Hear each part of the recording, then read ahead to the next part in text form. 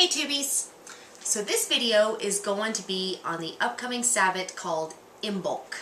Those of you who've never celebrated Imbolc before, the meaning actually means in milk, and it's pretty much the cross-quarter Sabbat of the Wheel of the Year between Yule and Ostara.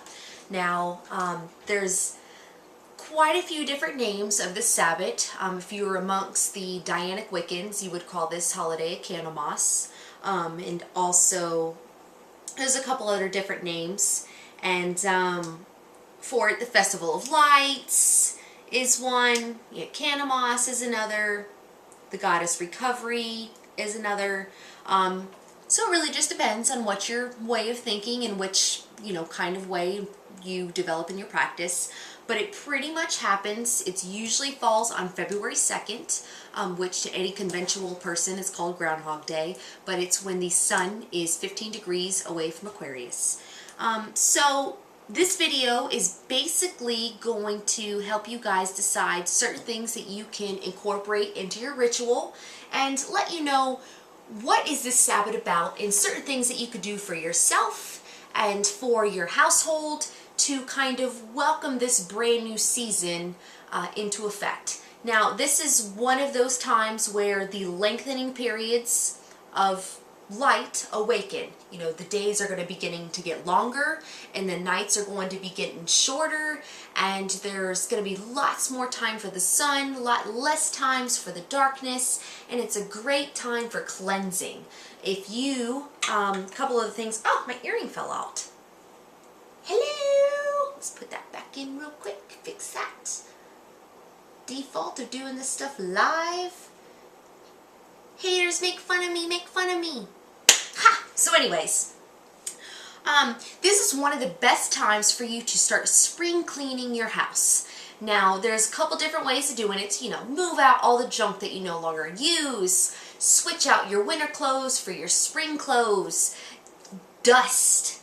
Get out in those crevices that you normally don't dust every week and, clean everything out. Another great time is to break out your broom, your witch's broom, and sweep the energies of the house. Now, any of you who own a witch's broom know that your broom is never to touch the ground.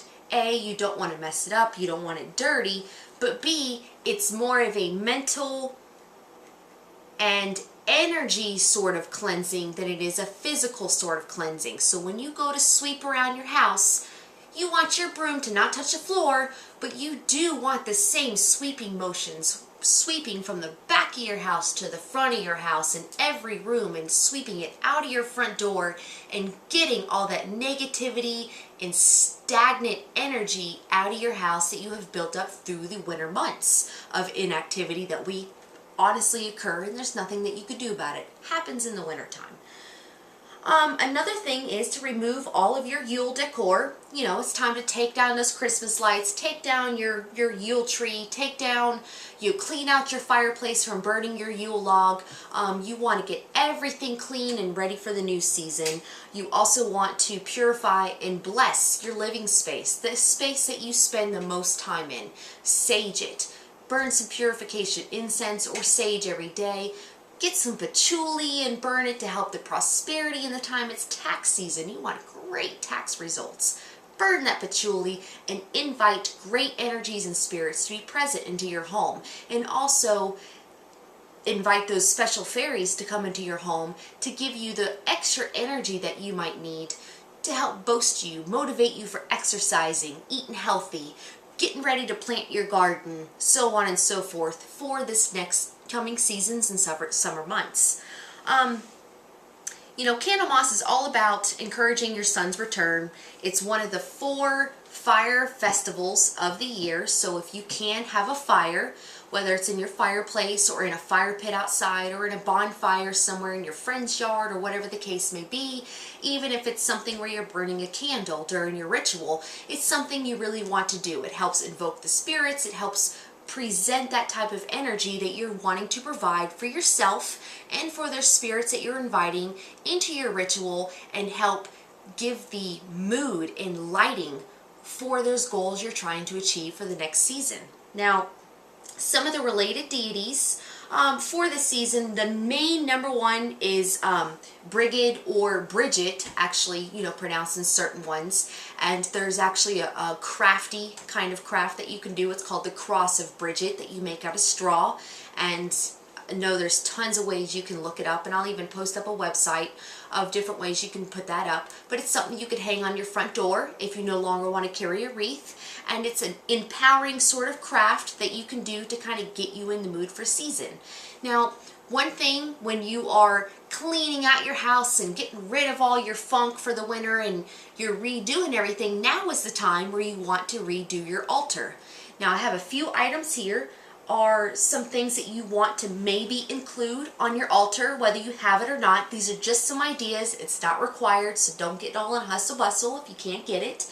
But acorns are a huge thing. If you want to collect some acorns, add an acorn to one of your wands. If you have a wand or a stick of some sort that you use for your wand for casting your circles and such, acorns are a great addition to one of your wands.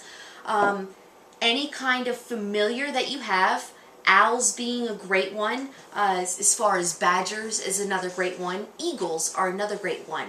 Owls being my familiar, I've got this little figurine that I like putting on my altar. Brings that extra energy and also keeps you in mind to be able to know to keep your eye out for those kind of things and those kinds of animals that may be bringing you messages that you have or that you may need to be receiving from the spirits and such for the questions that you may have and the goals that you're trying to achieve.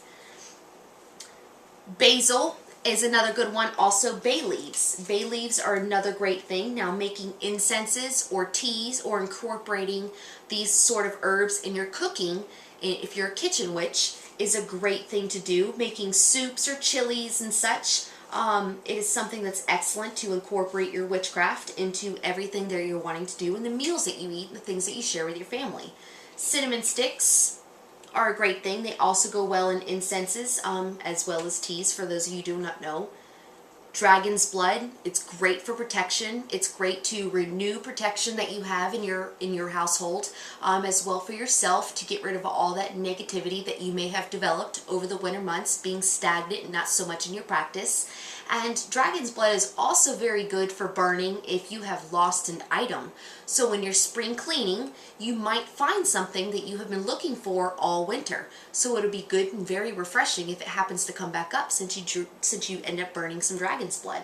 And then of course myrrh gum is another excellent resin or type of gum that you could add to your incenses for stickiness and also promotes prosperity and such.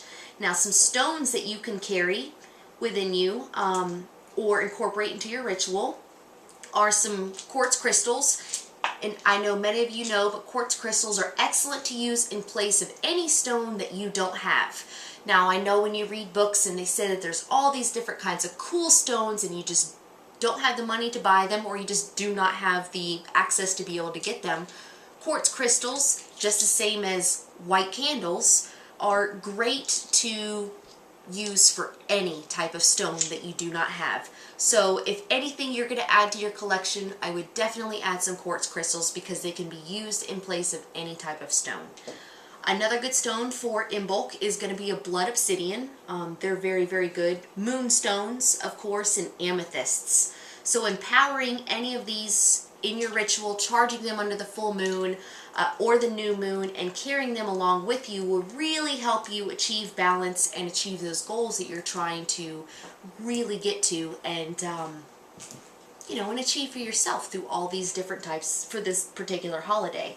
Now, some ritual ideas, those of you who do not necessarily know what you want to do for your ritual, do something small, but something that's very empowering to help change your life and kind of be a catalyst into helping you feel like you've done something to shed away your skin of the winter and rebirth yourself into the new spring and get ready for the actual spring holiday that's going to be coming later on, Astara. So something that you can do if you are fortunate enough to be around some snow is collect some clean snow in a jar and empower it with all of the negative encounters that you have had, all the stresses that you have had.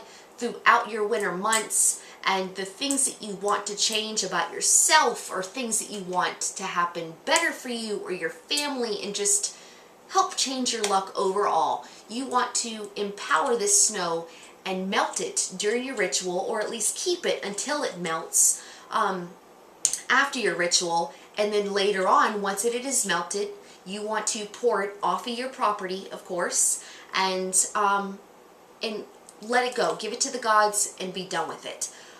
Also, in your ritual, you do want to use milk, Imbolc meaning in milk. It would be great if when you do your cakes and ale, besides having your wine or juice or whatever you have for your ale and your particular cake of some sort, it would be great if you could offer some sort of bowl of milk, a piece of your cake, and even honey if you are in favor of the fairies, in a bowl, and leave them out for the gods that night after your ritual. They really appreciate it, and they actually really do end up giving you stuff in return by helping you manifest the things that you're wanting to achieve. A couple other things that you want to do at this time is you want to empower the seeds that you are wanting to plant for the season.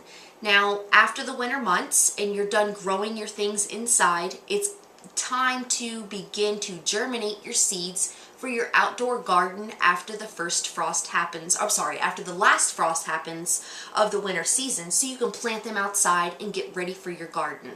You know, tomato seeds, vegetable seeds, any kind of vegetable that you want to plant, as well as your basil and thyme, but lavender and rosemary, St. John's wort, yarrow, echinacea, catnip, are just a few to name off that are very, very easy to grow and very easy for anybody to actually grow, whether you do them in pots inside your apartment or your house or your condo, or whether you do them on your patio or even outside your yard. They don't take up a whole lot of space. The smell is amazing, and you actually get a decent yield without having a whole lot of area taken up.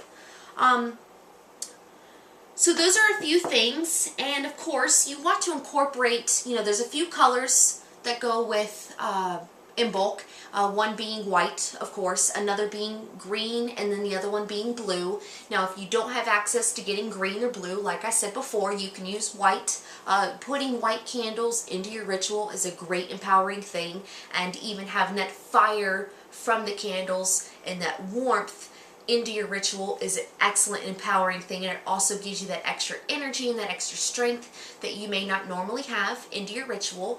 So be sure to do that. You can anoint them with certain oils that you may have made, or things that you have seen that you have interest in incorporating into your ritual to give you that little extra oomph in some goals that you're trying to achieve for spring, whether it's finding a new job, finding a new place to live, helping in your school education, whatever the case may be. It's a great time to anoint your oils onto your candles and burn those during your ritual.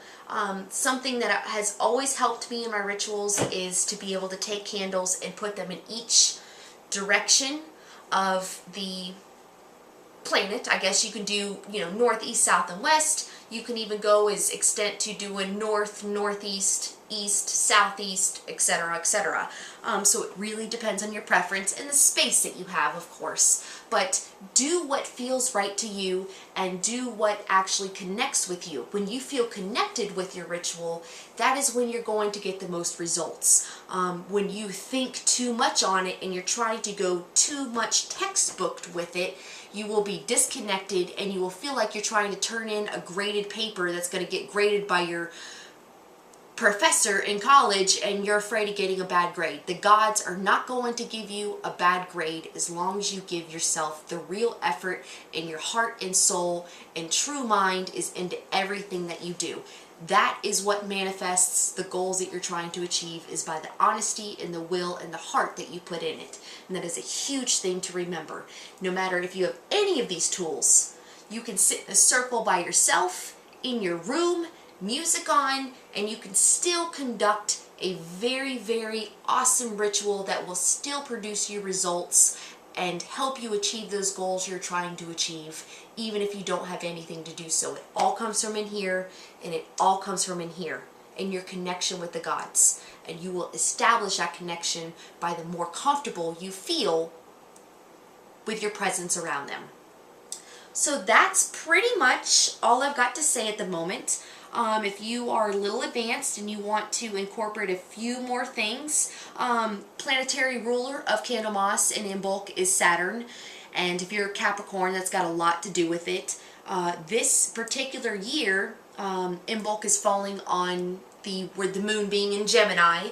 So if you're into astrology, you might want to incorporate some things that Gemini's got a lot of, all of the associations that it has with that, and whatever resonates best with you. But use that and, you know, put concentration on getting the negativity and washing yourself off, getting ready for the springtime, being more active in the sun, getting that vitamin D that you've been malnourished all season, and exercise and start your diet. And go get your nails done and go get a tan and do what makes you feel good about yourself.